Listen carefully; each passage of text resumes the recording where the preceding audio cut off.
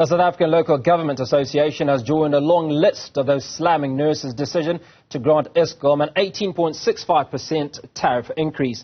SALGA says this will affect municipalities as the levels of non-payment, electricity theft, illegal connections and vandalism will rise. For more on this, I'm joined by SALGA's Head of Energy and Electricity, Nhlanhla Ngidi.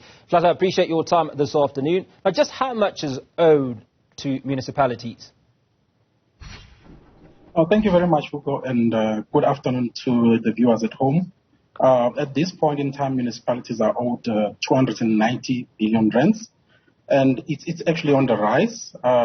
Lots of negative effects due to load shedding that is happening in municipalities. A couple of substations burning out because of excessive switching due to load shedding. During load shedding periods, a lot of cable theft is currently taking place. The economic situation is not even helping. Interest rates are hitting the roof. Customer unaffordability, even the middle class is now really pressed. So basically, I mean, this increase that has been approved by NERSA is totally unacceptable. We cannot accept an increase of 18% and 12% consecutively, which means that the customer will be paying 33% of electricity in the next 2 years when we are really faced with gross poor performance from the utility, which is Eskom. At this point in time, continuing to give Eskom increases will not make Eskom reflect on its very poor performance that have been giving us as the country. We're currently on load shedding stage 6. But we expected to be paying more in April for electricity. Do you think that is acceptable? I don't think so, Hugo. Thank you very much.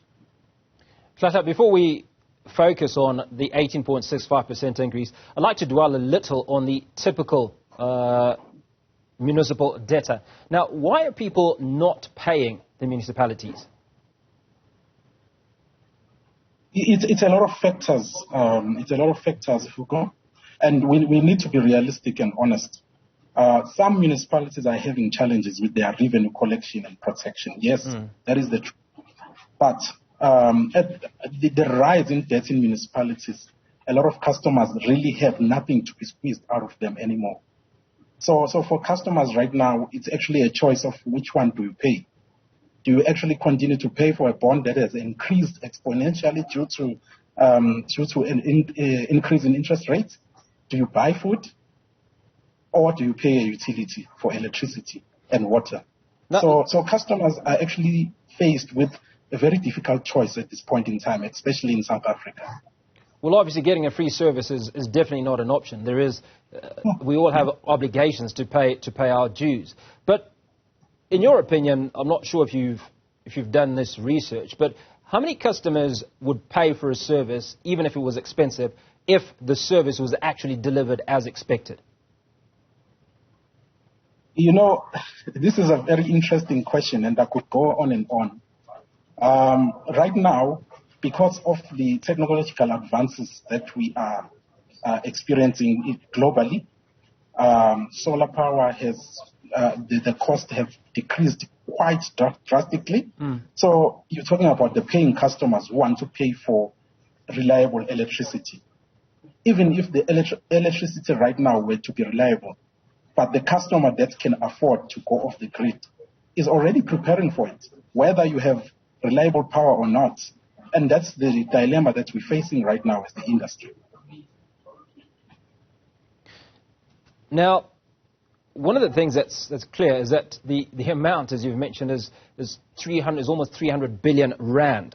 I was looking at the numbers on your website. Polokwane is owed 1.2 billion rand. Nelson Mandela Bay, 7.7 billion rand. eThekwini, 12.8 billion rand. I mean, the list is endless. Let's talk about those efforts that municipalities are making. I mean, we talk about a weakness in revenue collection. There obviously got to be individuals that are prepared to pay, but municipalities are just not doing enough to go out and collect what is owed to them. Yeah, look, to the contrary of what you're saying, that municipalities are not doing much. municipalities are doing a lot. The issue of non-payment of services has become almost like a pandemic.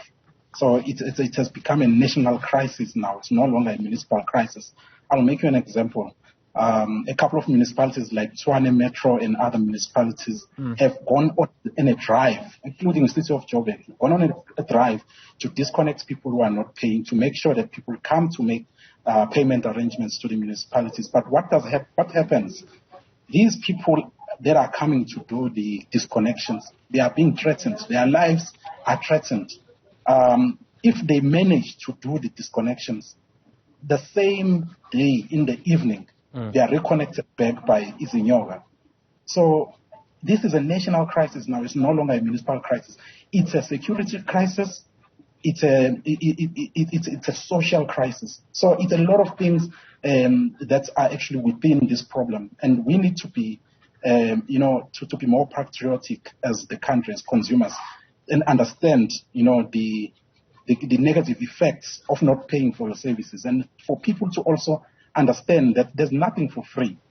If you are actually paying for services, it means a municipality or Eskom had to actually incur some costs in order for them to provide or deliver that service to you. But I think our communities now have deteriorated, or they have degenerated such that they actually lack that kind of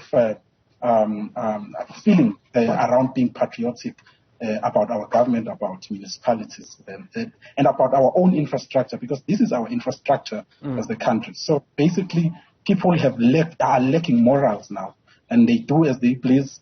During the day, you see people climbing through a ladder, trying to actually reconnect a disconnection by municipalities. People are not even scared of police anymore. It's scary what we are going through, and we need a change of heart as the country. This is a national problem, it's a community problem, and it's a patriotism problem. Thank you. Now, I was obviously going to ask you about the conversations that you've had with individuals in some of these communities, because obviously as a representative of the South African Local Government Association, it is part of your mandate, I'd like to believe, to collect as much money as you can and look after local government. What do these conversations sound like? Why do people not want to pay? And what will the solution be?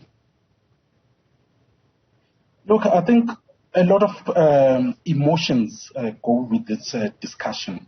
Obviously, a lot of customers are not happy with the current state of affairs in terms of the reliability of electricity. And, more than anything, it's because, obviously, of load shedding. What happens, the reality that happens sometimes, even in the area that I live in, when there's load shedding, we go through load shedding maybe for 2 hours or 4 hours.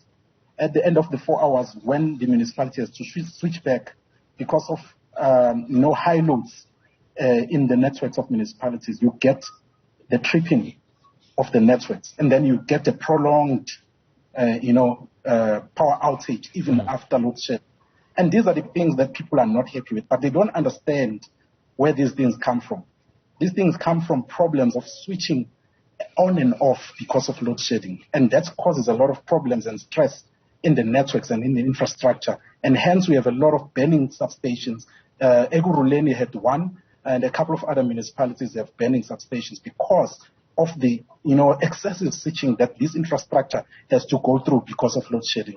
So it's a lot of factors, but a lot of emotions as well. We understand some of it. As I said, I admit that some of our members really need to improve their standard of service. And we are behind them in trying to assist them with the resources that they need to do that. Even the training when needed, SALGA is actually in the forefront of that to make sure that we capacitate those municipalities, especially those that owe Eskom, because that's where the problems are. Customers face some disconnections by Eskom, where the municipality is being disconnected by Eskom, and you find that even the paying customer is actually affected because of that. So this is a really, really, deep problem, and that's why I keep on repeating that it's now a national crisis. We can no longer just look at municipalities and say, this is a problem that municipalities need to solve. This is a problem that is a government problem and need a concerted effort to actually resolve it. So as a country, we really have degenerated, especially when it comes to paying for what you consume, and we need a change of heart and a change of mindset from the consumer to understand what it means not to pay for the service that has been rendered to you. Thank you. Nhlanhla Ngidi, SALGA Head Energy and Electricity. Appreciate your time this afternoon and unpacking that issue around non-payment of municipality bills, where he says consumers just don't want to pay for services.